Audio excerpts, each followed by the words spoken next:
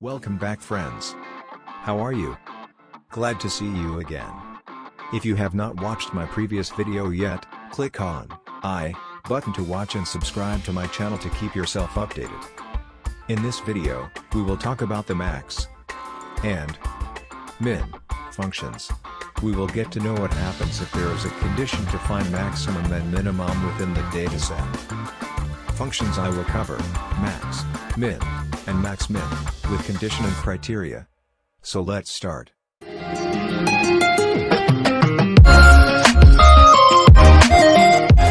As you can see, we have a data set of students' marks. And we have 3 questions to find the maximum, minimum, and pass-fail for each student. These questions are: first, find the maximum of tests 1, 2, and 3, and put the result in row number 8.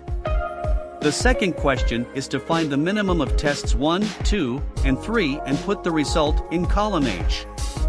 And the third question is to put remarks such as pass and fail to fulfill a condition. So let's begin. To find the solution to the first question, first go to row number 8 and put equals in cell D3, then type max and an open bracket. Inside the bracket, select the range of test 1 scores from cells D3 to D7, close the bracket, and press enter to see the result.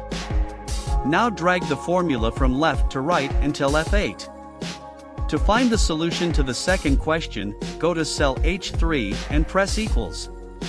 Type min and an open bracket.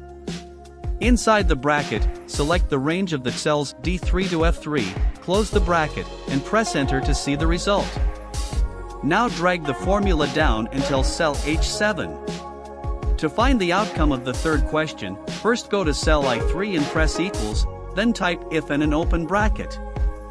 Inside the bracket, type min, open a bracket, and select the range of the test 1, test 2, and test 3 scores from cells D3 to F3. Close bracket of min, put less than symbol and type 33, comma, for value of true, inside double inverted comma type fail, comma, and for value of false, inside double inverted comma type pass. Now close the bracket and press enter to see the result. Drag the formula down until cell I7. You can check the yellow-colored cells against the result.